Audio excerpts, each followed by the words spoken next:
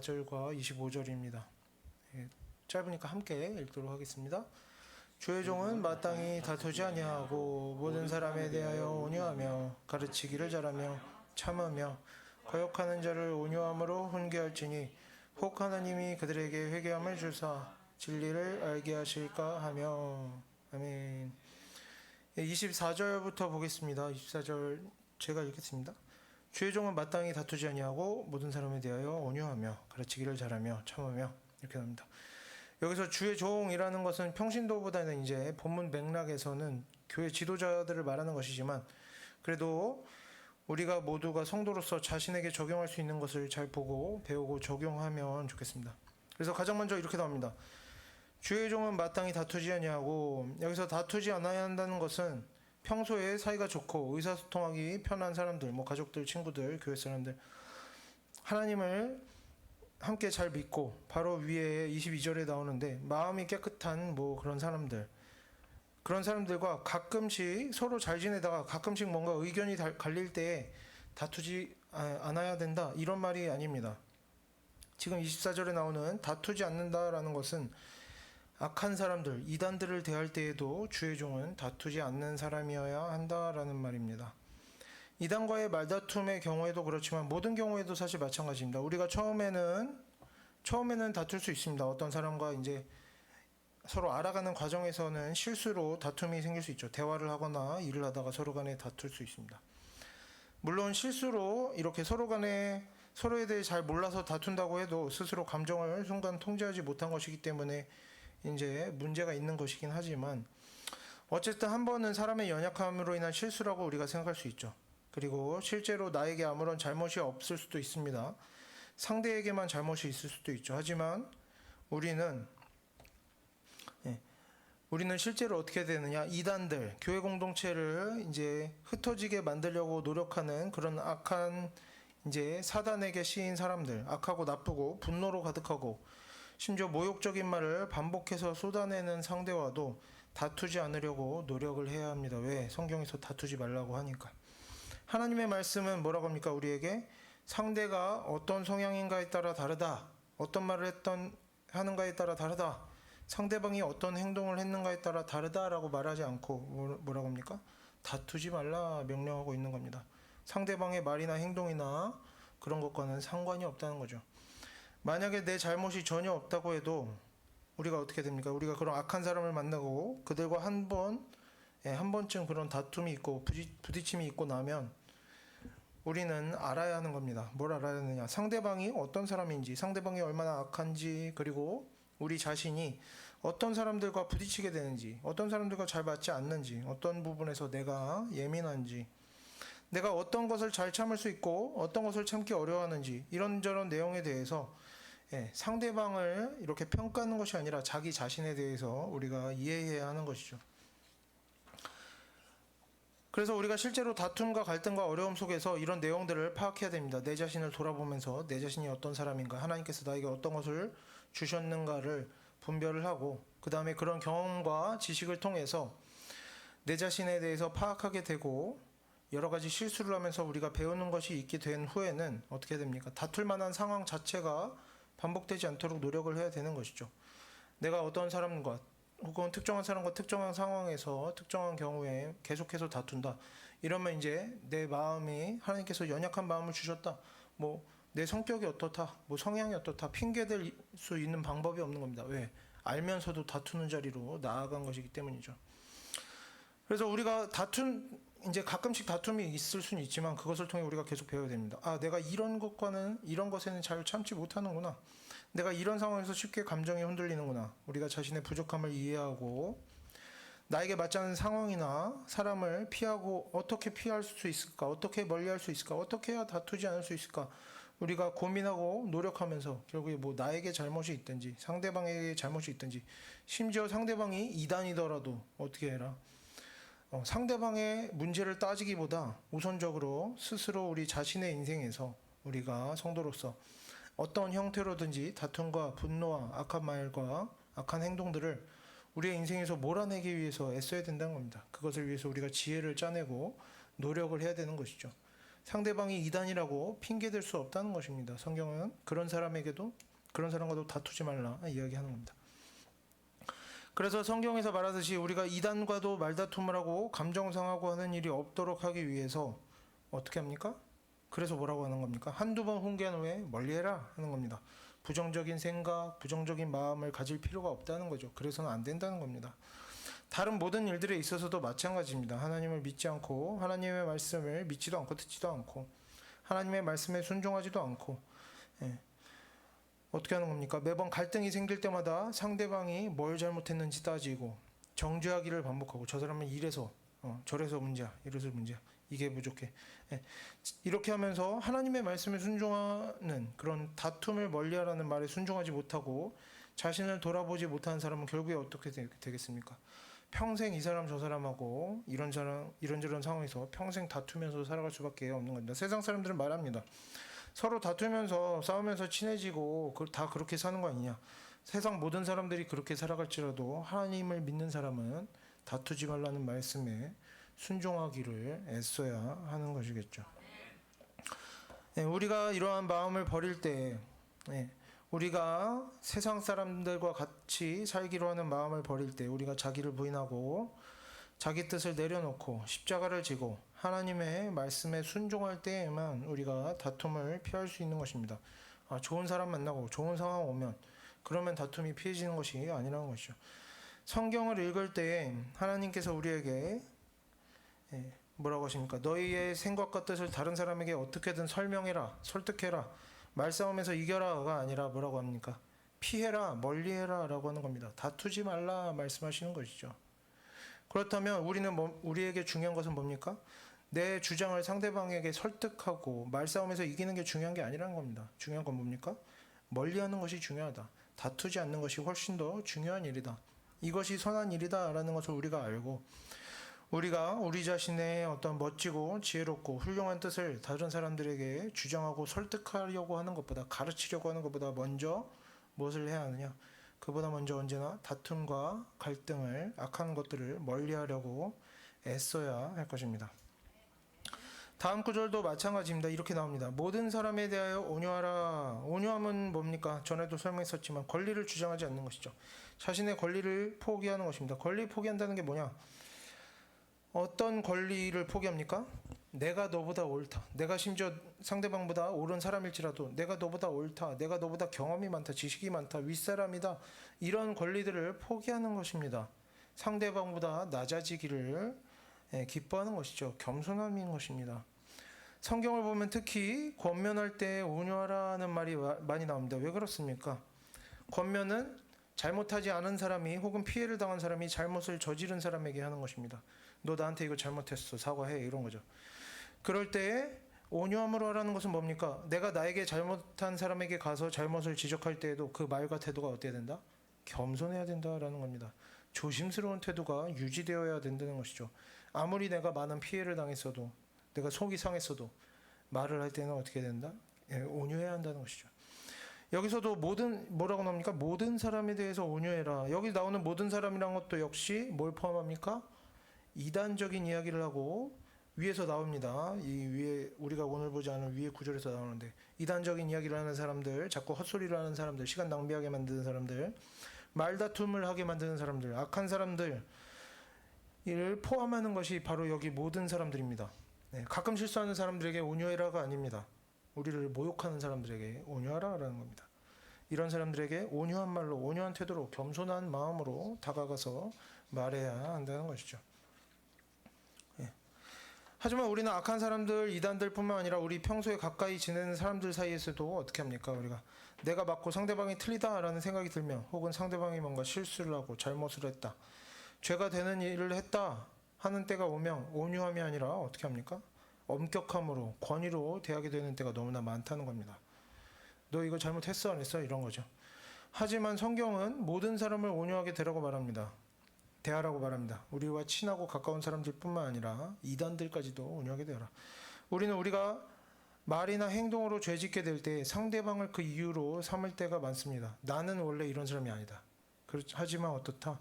저 사람 때문에, 저 사람의 이런저런 잘못 때문에, 잘못된 말 때문에, 잘못된 행동 때문에 내가 이렇게 할 수밖에 없었다라고 하는 것이죠. 하지만 지금 사도 바울이 다투지 말고 온유한 태도를 가지라고 할 때 이 대상에는 어떤 사람들이다? 이단들, 말다툼을 즐기는 사람들이 포함되어 있다는 겁니다.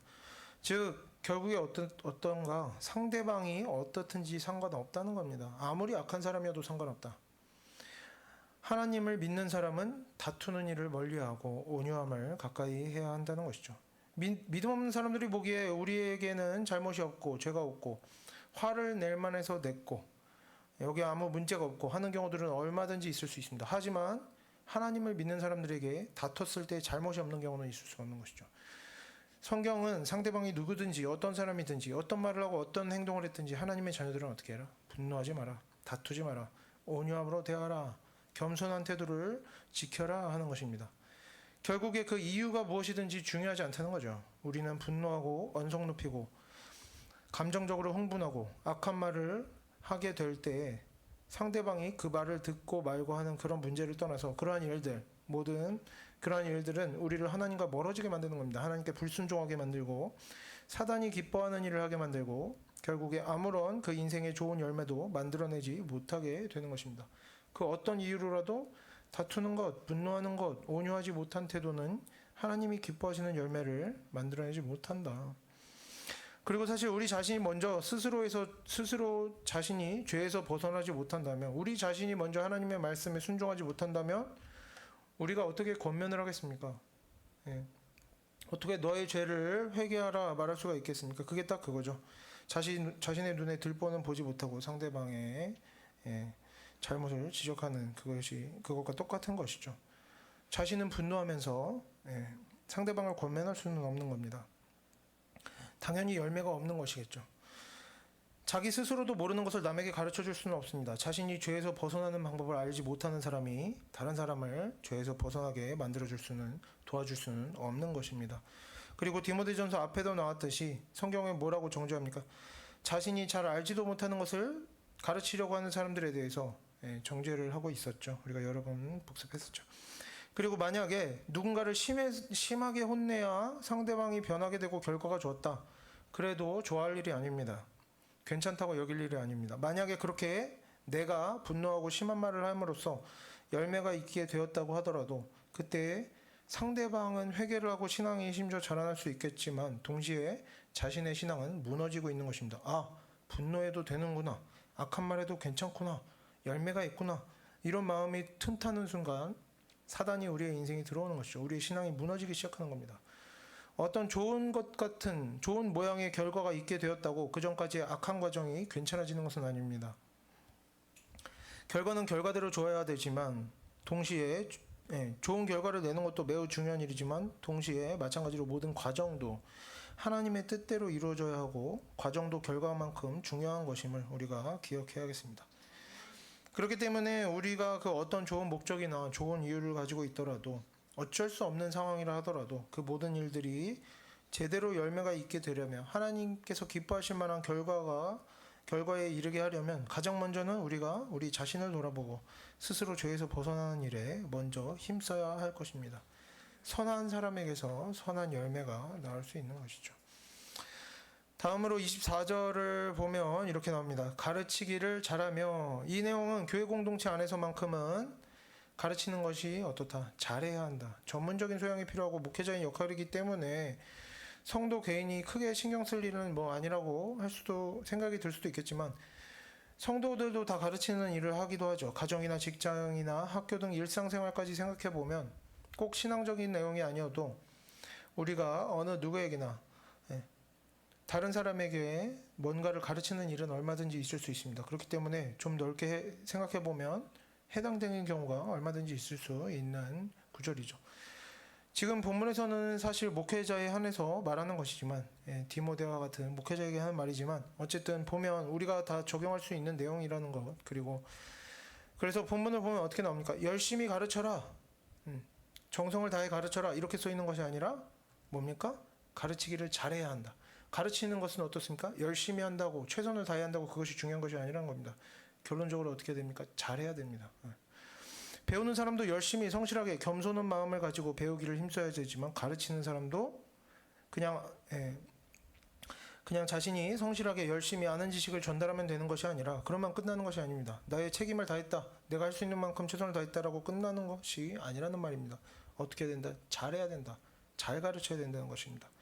우리가 가르치는 자리에 있으면서 가르치는 역할을 하는 것이 하나님 앞에서 범죄하는 일이 되지 않으려면 모든 가르치는 일 또한 내 마음대로 하는 것이 아니라 어떻게 됩니까? 하나님의 말씀대로 해야 하는 것이죠. 근데 하나님께서 뭐라고 하십니까?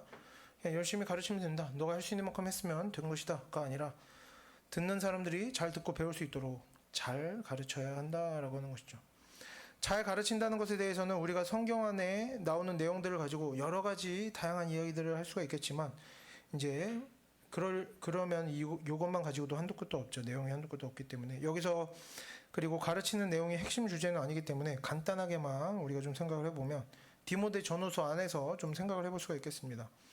디모데 전후서에는 뭐가 나옵니까? 가르치는 내용에 대해서 좀 전에도 말했지만 자신이 잘 알지 못하는 것에 대해서 가르치려고 하는 사람들에 대해 정죄하는 내용들이 있었습니다. 이런 일이 많다는 거죠. 우리의 일상에서도 우리가 얼마든지 그러고 있을 수 있습니다. 내가 잘 알지 못하는 내용에 대해서 가르치고 있는 경우가 있을 수 있는데 그런 것들을 하나님께서 기뻐하지 않으신다는 것이죠. 또 어떤 이야기가 나왔습니까? 온유함에 대한 이야기가 나왔었죠. 그래서 여기서 잘 가르친다는 것은 마찬가지로 우리가 이런 맥락에서 이해하면 이제 어떤 최소한의 교훈을 얻을 수가 있는 것입니다. 먼저 어떻게 해라? 자신이 가르치는 내용에 대해서 잘 아는 것이 중요하다 할 수가 있겠습니다. 내가 잘 아는 내용에 대해서 가르쳐야 하겠고 내가 모르면 어떻게 됩니까? 모른다라고 솔직하게 말하는 것이 중요하겠죠.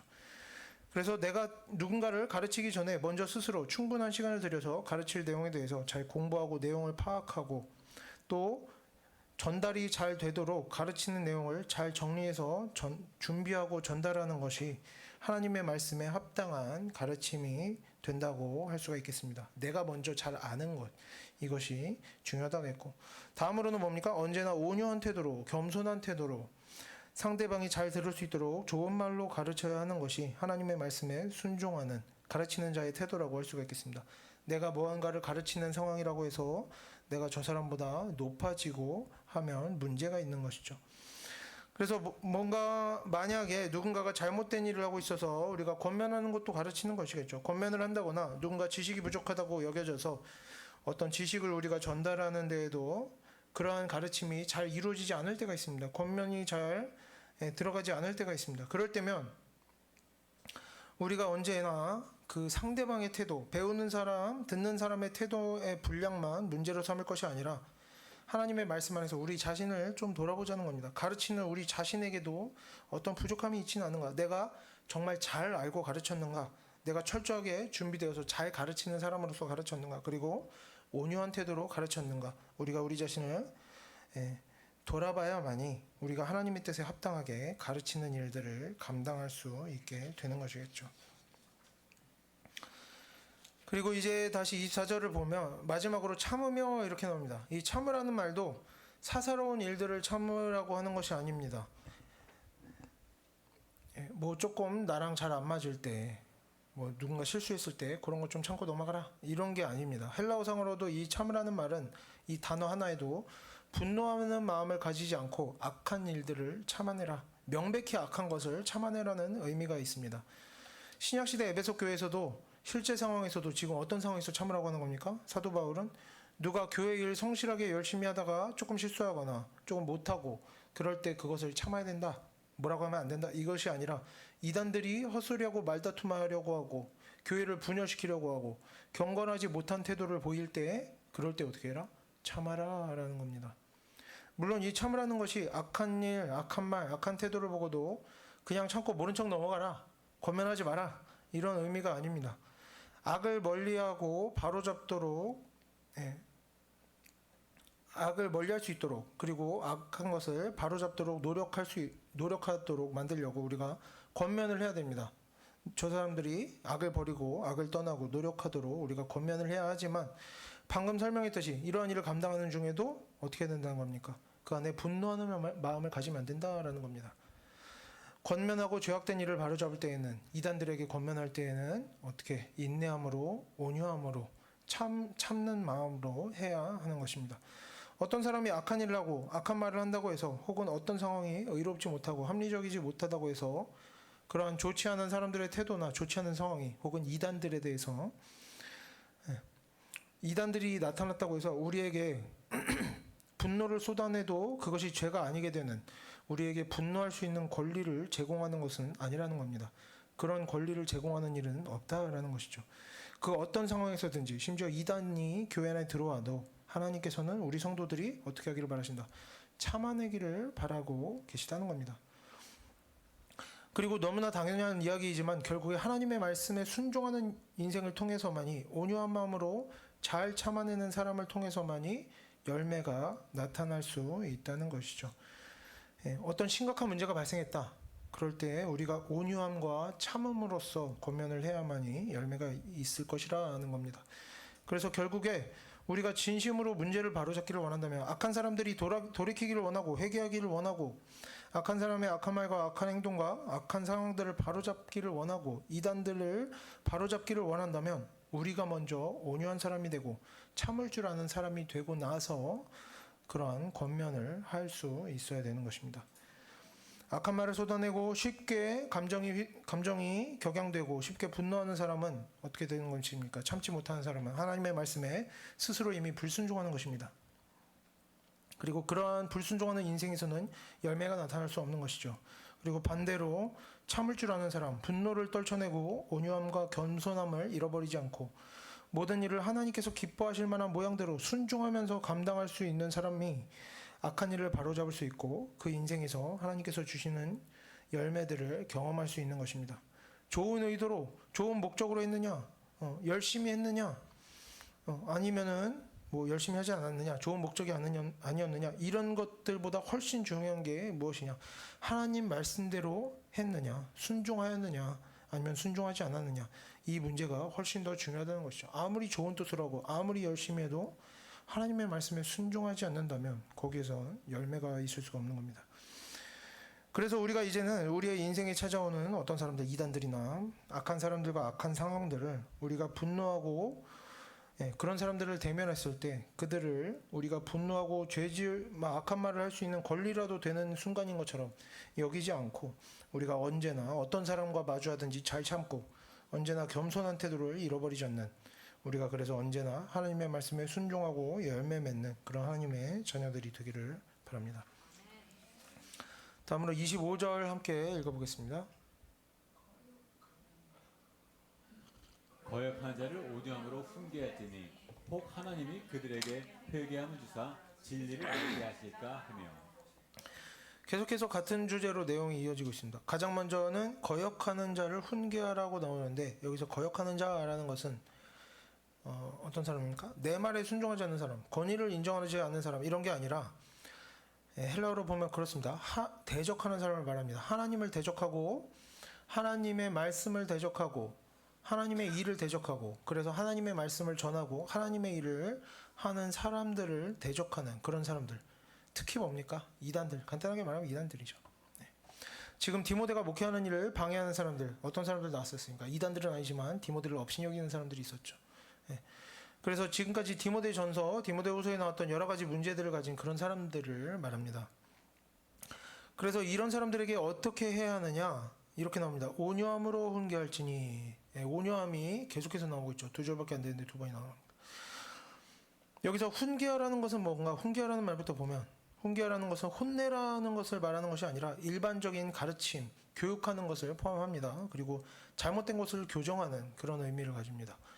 그래서 결국에 이제 가르치는 것은 가르치는데 특히 어떤 것, 잘못된 것을 이제 교정하는 그런 가르침을 의미하는 것이죠.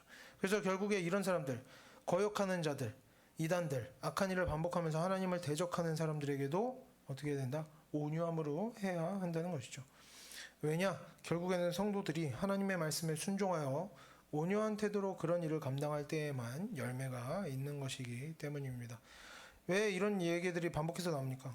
이제 에베소 교회 지도자라고 하는 사람들, 성경을 가르친다고 하는 사람들이 온유하지 못한 모습으로 이런 일들을 자주 했던 것이죠. 그러니까 이제 강조해서 이야기하고 있는 것이죠. 그래서 사도 바울은 지금 거역하는 자를 온유함으로 훈계해라. 왜? 어떤 목표가 있는 것이죠. 이렇게 해야 어떤 목표를 이룰 수 있다. 어떤 목표를 이루고자 합니까? 우리가 왜 거역하는 자를 대할 때에도, 대적자를 대할 때에도 온유함으로 훈계해야 합니까? 25절 뒷부분을 보면 이렇게 나옵니다. 혹 하나님이 그들에게 회개함을 주사 진리를 알게 하실까 하며. 대적자들에게 온유함으로 가르치는 이유는 그들과 싸워 이기기 위함이 아닙니다. 내가 온유함으로 그들을 이기리라 이런 것이 아니라는 말입니다. 그들의 잘못을 뜯어 고치리라, 잘못한 것을 혼내기 위함도 아닙니다.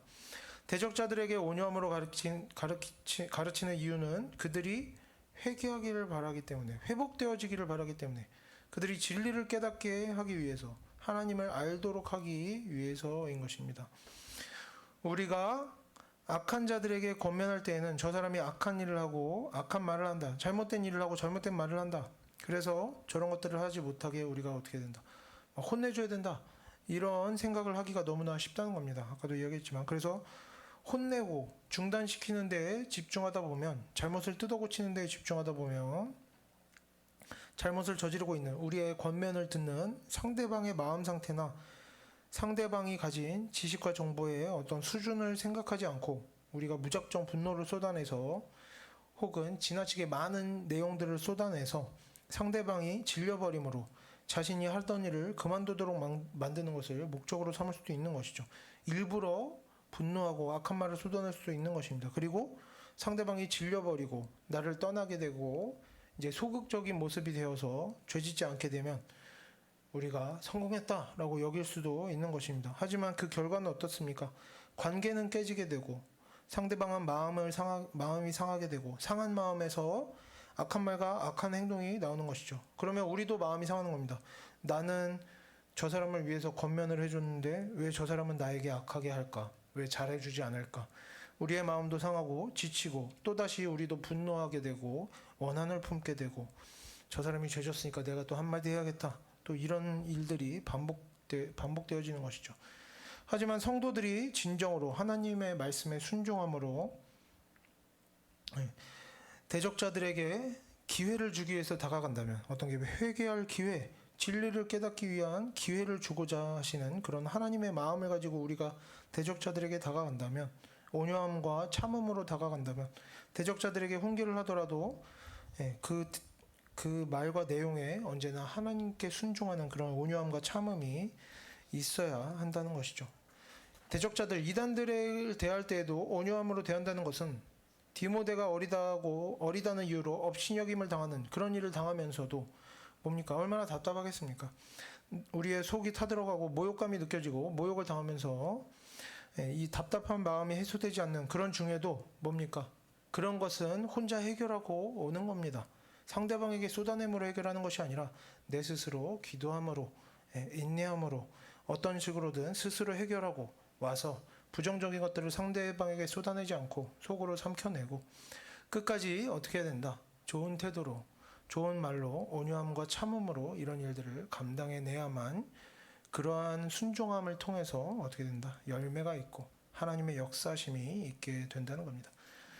악한 일을 행하던 사람이 새롭게 지식을 얻고 마음이 변하고 태도가 변하고 진심을 담아 회개하는 일은 한순간에 이루어지지 않습니다. 우리가 갑자기 짧은 순간 분노를 쏟아낸다고 그들이 변하지 않는다는 겁니다. 이러한 변화가 있기 위해서는 반복되는 교육과 학습과 훈련의 시간이 필요하고 모범을 보여줄 사람이 필요합니다. 그들이 범죄할 때라도 분노하지 않고 다가와 이야기해줄 사람, 모범을 보여줄 사람이 필요한 것이죠.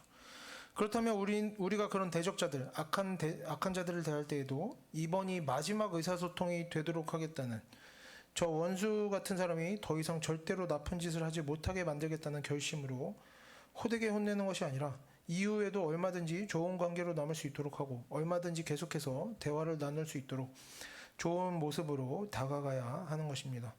물론 우리가 언제나 이런 상황이 허락되지는 않지만, 가능하다면 우리가 이런 모습으로 하나님 말씀에 순종해야 하는 것이죠. 물론 우리가 악한 일을 반복하며 권면을 해도 듣지 않는 사람들을 만날 때도 있습니다. 이런 사람들을 계속 용서하고 계속 당해주라고 말하는 것도 아닙니다. 성경에서도 뭐라고 합니까? 계속해서 권면해도 듣지 않는 사람, 아무리 참고 온유함으로 대해도 듣지 않는 사람은 어떻게 해라? 결국에 싸워서라도 이겨라 라고 하는 것이 아니라 성경에서 뭐라고 합니까? 영접하지 않는 사람, 하나님의 말씀을 듣고도 따르지 않는 사람들은 어떻게 해라? 멀리해라, 떠나라 하는 것입니다. 다만 어쨌든 우리가 이렇게 거절과 무시함을 당하기 전에 처음부터 처음부터 우리가 감정을 쏟아내거나 처음부터 멀리하고 떠나라는 것이 아니라 우리가 거절과 무시함을 당하기 전에는 먼저 그럴 것 같아도 아무리 그럴 거라고 예상이 돼도 먼저는 어떻게 해라? 온유함으로 참음으로 그들에게 복음을 전할 수 있어야 되고 잘못한 것이 있을 때는 온유함으로 권면을 해서 잘못된 일들을 바로잡을 수 있도록 해야 하는 것입니다. 그런데 하나님께서 우리에게 맡기신 일은 뭡니까? 하나님께서 우리에게 맡기신 일은 뭡니까? 다른 사람을 혼내라가 아닙니다. 하나님께서 우리에게 맡기신 일은 우리 자신이 하나님의 말씀을 제대로 듣고 배우고 우리가 배운 그대로 살아내는 순종하는 모습으로 모범을 보이고 하나님께서 우리에게 원하시는 것은 상대방을 어떻게 하는 것이 아니라 하나님의 말씀에 순종하며 사는 것을 우리에게 요구하시는 것입니다. 무엇이 다른가? 다른 사람이 문제가 있다. 우리가 그것을 권면을 해야 됩니다. 하지만 권면하는 이유는 뭡니까? 저 사람을 뜯어고치기 위해서가 아니라 하나님께서 순종하기를 원하시기 때문에 하나님 말씀대로 권면을 하는 것입니다. 권면을 하고 나면 우리의 일은 끝난 것이죠. 다른 사람들이 변화되어지느냐 변화되어지지 않느냐, 다른 사람들을 변화시키는 일은 하나님께서 우리에게 맡기신 일이 아닙니다. 너는 가서 저들을 변화시켜라가 아닌 것이죠. 가서 저들을 변화시켜라가 아니라 뭐라고 합니까? 전하라라고 하는 것입니다. 전했으면 할 일을 다한 것입니다. 우리는 가서 전해야 되고 전할 때는 그래서 어떻게 해야 되느냐? 언제나 하나님께서 원하시는 모양으로 온유함으로 참음으로 전해야 하는 것입니다. 전하기는 전하되 온유함이 없었다, 참음이 없었다라는 것은 하나님의 말씀에 순종하지 않은 것이죠. 결국 아무것도 하지 않은 것입니다. 다만 우리가 하나님의 말씀에 순종하여 온유함으로 참음으로 전했다면 그러면 우리는 할 일을 다한 것이죠. 상대방이 변했느냐 변하지 않았느냐, 들었느냐 듣지 않았느냐, 이런 것은 중요한 것이 아닙니다. 우리와는 아무 상관이 없는 일입니다. 우리와 상관이 있는 일은 뭐냐? 내가 하나님의 말씀대로 살았느냐 그렇지 않았느냐 하는 것입니다. 그래서 우리가 하나님의 말씀을 사람들에게 전하고 나면 그들이 듣든지 듣지 않든지 우리는 우리의 일을 다 한 것이다. 여기서 하나님의 말씀을 하나님의 뜻대로 온유함으로 전한 사람은 상대방이 변하든 변하지 않든 이미 하나님을 기쁘시게 하는 겁니다. 이미 하나님께 칭찬을 받는 것이죠. 그리고 하나님의 말씀을 제대로 알지 못하고 순종하지 않는 사람, 심지어 이런 사람도 있겠죠. 자신이 욕먹거나 인기가 줄어들거나 사람들 사이에서 미움받거나 소외되거나 하는 것이 두려워서 악한 일에 대해서 권면을 시도조차 하지 않는 사람, 이런 불순종하는 사람이나 또 어떤 불순종하는 사람이 있습니까?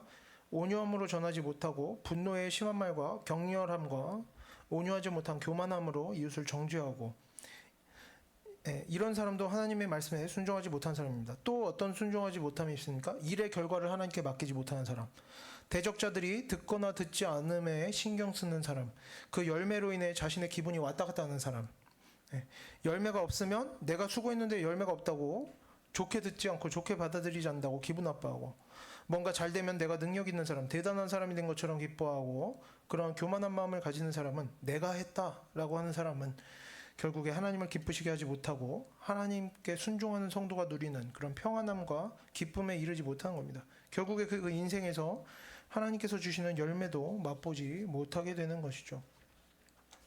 그래서 우리가 결국에 우리에게 중요한 것은 뭐냐? 하나님께 순종하는 것이 중요하다는 것입니다. 저 사람 뜯어고치는 것이 중요한 게 아니라, 일 바로잡는 게 중요한 게 아니라 하나님의 말씀에 순종하는 것이 중요하다. 우리의 인생부터 바로잡아야 하지 않겠습니까? 우리가 순종하지 않는 자에서 순종하는 자로 변해가는 것이 중요한 겁니다.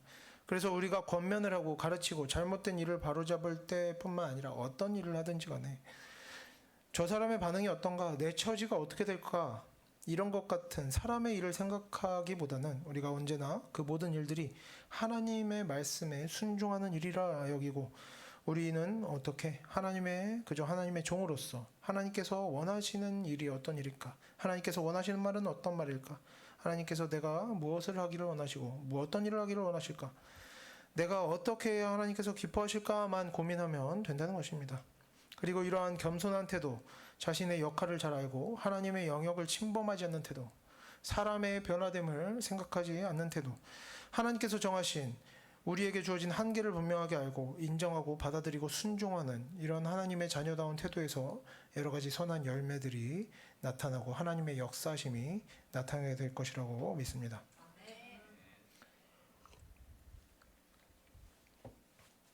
그리고 계속해서 25절을 보면 이렇게 나옵니다. 회개함을 주사 진리를 알게 하실까 하며 부분을 보면 결국에 가르치는 것은 우리 사람들이지만 회개함을 주고 진리를 알게 하시는 것은 하나님의 이름이 분명하게 기록되어 있습니다.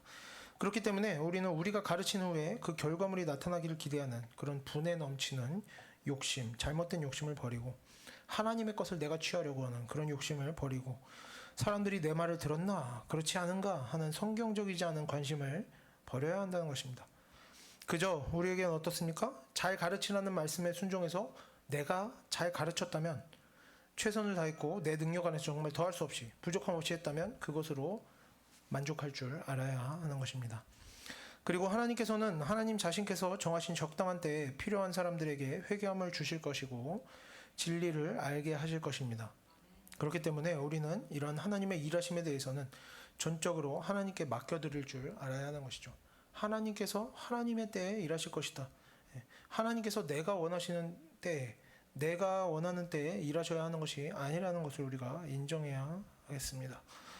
그리고 본문을 보면 진리라는 단어가 나오는데 진리를 알게 하실까 하며 하는 문장이 나오는데 이 진리라는 단어는 복음의 이론적이고 지식적인 면을 강조하는 용어입니다. 물론 경험과 행함도 다 포함하는 단어이지만 이 단어는 기본적으로 이론적이고 지식적인 내용을 우선으로 하는 단어입니다. 그래서 물론 모든 회개가 항상 이런 식으로 이루어져야만 한다라는 것은 아니지만 지금 에베소 교회의 상황에서는 어떻습니까?